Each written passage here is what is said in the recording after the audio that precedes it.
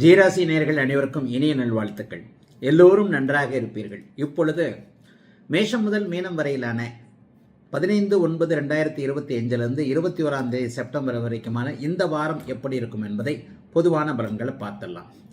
தனுசு ராசிக்காரர்களுக்கு வாரத்தின் முதல் 2 நாள் அட்டகாசமா இருக்கும். இந்த வாரத்தில் உங்களுக்கு புதன்கிழமை வியாழக்கிழமை வெள்ளிக்கிழமை புதன்கிழமை வியாழக்கிழமை 2 நாளும் கடுமையாக சந்திராஷ்டமம்.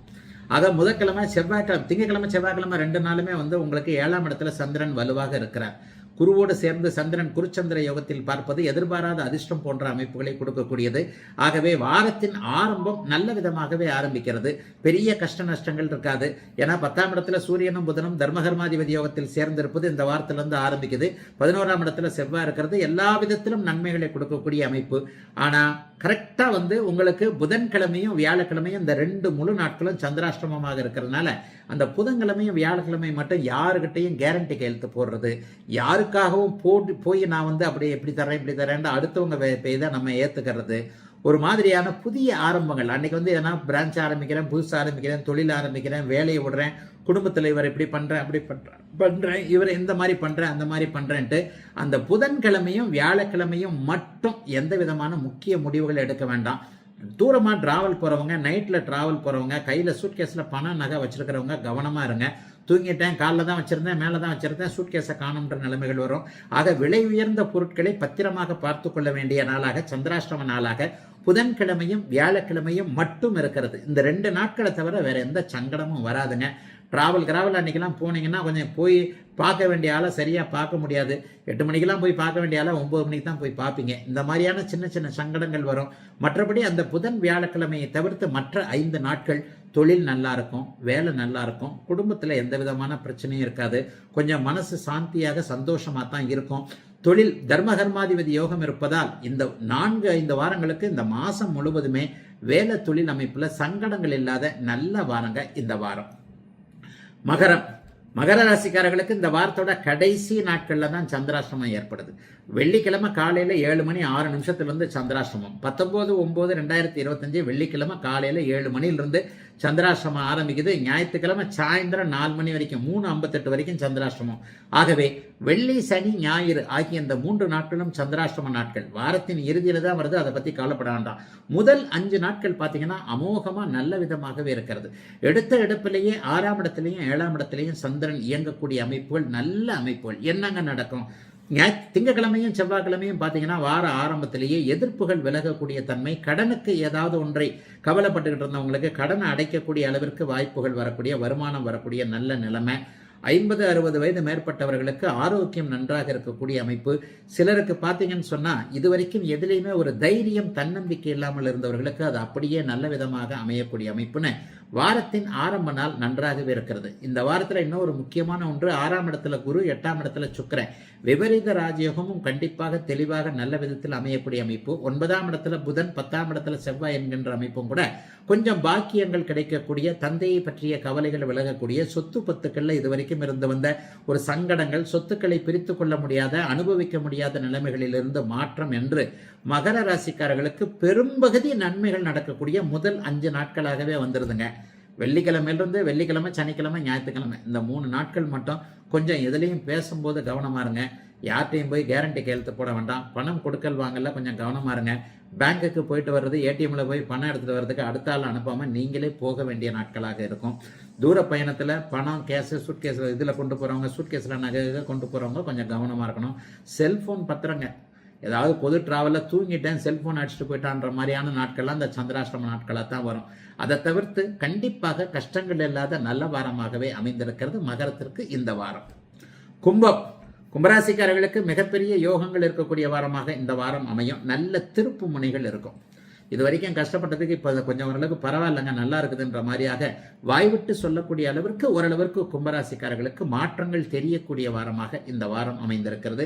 வாரத்தின் முதல் நாளில் திங்கட்கிழமையும் செவ்வாய்க்கிழமையும் சந்திரன் 5ஆம் இடத்தில் இருக்கிறார். அதற்கு பிறகு 6ஆம் இடத்தில் ஆட்சியாகிறார். அதற்கு பிறகு அமாவாசையை நெருங்கினா கூட 7ஆம் இடத்துல தான் இருக்கிறார். இந்த 5, 6, 7 ஆகிய இந்த 3 இடங்களும் பெரிய அளவில் சோதனைகளை கொடுக்காத இடம். இந்த வாரத்திலிருந்து உங்களுக்கு சுக்கிரன் ராசியை பார்ப்பது மிகப்பெரிய யோகம். ஒரே நேரத்தில் குருவும் சுக்கிரனும் பார்க்கறது உங்க ராசியை மட்டும்தான். மனசு கொஞ்சம் கஷ்டம் இல்லை. இது வரைக்கும் நடந்த கஷ்டத்துக்கு என்ன பண்ணலாம், நடந்தது நடந்து போச்சு, அதை கொஞ்சம் ரெக்கவர் பண்ணுறது எப்படின்ற மாதிரியான சிந்தனைகளில் இந்த வாரத்திலேருந்து மனம் கொஞ்சம் ஒரு உற்சாகமான அமைப்புகளை அப்படியே செய்யத்தான் ஆரம்பிக்கும். ஜென்மச்சனியில் கும்பராசிக்காரங்க பயங்கரமாக கஷ்டப்பட்டீங்க அப்படிங்கிறது தான் உண்மை. பொதுவாகவே கும்பராசிக்காரர்கள் தான், கும்பராசியும் மீனராசியும் தான் ராசி பலனை அதிகமாக பார்ப்பீங்க. கடந்த 3 வருஷமாக துன்பப்படாத கும்பராசிக்காரர்கள் யாருமே இல்லை. அவங்க எல்லாருக்கும் படிப்படியாக ஒரு விடிவு காலம் வர ஆரம்பிக்கின்ற அமைப்பு இந்த வாரத்திலிருந்தே ஆரம்பிக்கிறது. 5ஆம் அதிபதி உச்சத்தில் இருக்கிறார், ஆனாலும் 8இல் மறைந்திருக்கிறார். கடந்த காலத்தில் அதிர்ஷ்டமே இல்லைன்னு நினைச்சவங்க, உழைக்கிறேன் உழைப்புக்கேற்ற கூலியெல்லாம் கிடைக்கலன்னு நினைக்கிறவங்களுக்கு இந்த வாரத்திலிருந்து அதற்கான நல்ல மாற்றம் வருது. கொஞ்சம் கணவன் மனைவி உறவு மட்டும் கொஞ்சம் கசப்பாக இருக்கும். 7 கூடையவர் 8ல் போய் மறைஞ்சிருக்கிறார் இல்லையா, நம்ம ஒன்று நினைக்க அந்தம்மா ஒன்று சொல்ல, வீட்டுக்காரர் இப்படி சொல்றாரு அப்படி சொல்றாரு என்ற மாதிரியாக கணவன் மனைவி உறவு கொஞ்சம் கசப்பாக இருக்கக்கூடிய தன்மை. இளைய பருவத்தினருக்கு காதலன் காதலி உறவுகளில் ஊழல்கள் வரக்கூடிய அமைப்புகள்லாம் இந்த வாரத்தில் இருக்குதுங்க. ஒரு 2 வாரம் நீடிக்கும், ஆனால் அது அப்புறம் சரியா போயிடும். ஆகவே எதிலும் இனிமேல் நன்மைகள் இருக்கும், நல்லவைகள் பிறக்கும் என்கின்ற நம்பிக்கைகள் வரக்கூடிய வாரத்தின் அத்தனை நாட்களும் சந்திராஷ்டமங்கள் இல்லாத, அதே நேரத்தில் குரு சுக்கிரன் ராசியை பார்க்கக்கூடிய சுப முன்னேற்றக்கூடிய நல்ல வாரம் தாங்க இந்த வாரம். மீனராசிக்காரர்களுக்கு இந்த வாரம் சந்திராஷ்டிரமம் எதுவும் கிடையாது.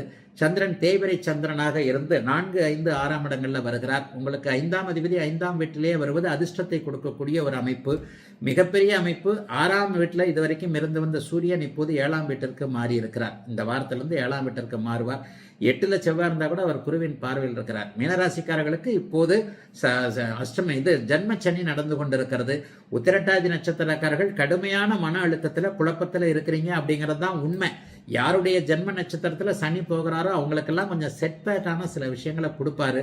ஒவ்வொரு பாதத்தின் அடிப்படையில் முதல்ல 1ஆம் பாதம் 2ஆம் பாதம் 3ஆம் பாதம் இப்படியே தான் பாதிக்கப்படுவீங்க.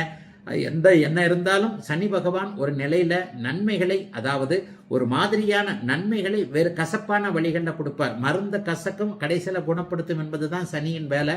அந்த மாதிரி பெரிய கஷ்ட நஷ்டங்கள் இந்த வாரத்தில் எதுவும் இருக்காது. வாரத்தின் முதல் 2 நாட்கள் அம்மாவோடு கொஞ்சம் கருத்து வேற்றுமை இருக்கும். வாகனத்தில் கொஞ்சம் செலவுகள் இருக்கும். அதாவது திங்கக்கிழமையும் செவ்வாய்க்கிழமையும். அதற்கப்புறம் பார்த்தீங்கன்னா எல்லாத்தையும் சமாளிக்கக்கூடிய நாளாக புதன்கிழமை வியாழக்கிழமை கண்டிப்பாக அமையுது. புதன்கிழமை வியாழக்கிழமை கொஞ்சம் சந்தோஷமாகவே இருப்பீங்க. வேலையில் அப்படிலாம் ஒன்றும் பெரிய பிரச்சனைகள்லாம் இல்லைங்க, எதையும் சமாளிச்சுட்டேன் என்கின்ற மாதிரியாக இருக்கும். 6ஆம் இடத்திற்கு அவர் அமாவாசையை நோக்கி நெருங்கி கொண்டு வருகின்ற அமைப்பில் லேசா சிலருக்கு வெள்ளி சனி ஞாயிற்றுக்கிழமையில கடன் பற்றிய கவலைகள், 60 வயசுக்கு மேற்பட்டவர்களுக்கு ஆரோக்கியம் பற்றிய கொஞ்சம் நினப்புகள், அல்லது ஒருவருடைய நம்பிக்கை துரோகத்தை அனுபவிக்கக்கூடிய அமைப்பு இந்த வாரத்தில் இருக்குது. யாரையும் தயவுசெய்து நம்பாதீங்க. அண்ணனா இருந்தாலும் தம்பியா இருந்தாலும் தாயும் பிள்ளையுமாக இருந்தாலும் வாயும் வயிறு வேற அப்படிங்கிறத நினச்சிக்கோங்க. யாரையும் நம்பி அகலக்கால் வைக்க வேண்டாம். ஒருத்தட்ட பணம் கொடுக்கறது, அது கொடுக்கறது, இது கொடுக்கறது, கையெழுத்து போகிறதுலாம் கொஞ்சம் கவனமாக இருக்க வேண்டிய வாரம். இந்த வாரத்தில் வெள்ளி சனி ஞாயிறு ஆகிய 3 நாட்களும் கொஞ்சம் நிதானமாக எல்லாத்துலேயும். பொதுவாகவே மீனராசிக்காரங்க நல்லவங்களா இருப்பீங்க. நல்லவன் தான் சீக்கிரம் ஏமாறுவான், அதையும் ஞாபகம் வச்சுக்கோங்க. கொஞ்சம் கடைசி 3 நாட்களில் கவனமாக இருக்க வேண்டிய வாரமாக அமைந்திருக்கிறது மீனராசிக்காரர்கள் எல்லோருக்கும் இந்த வாரம்.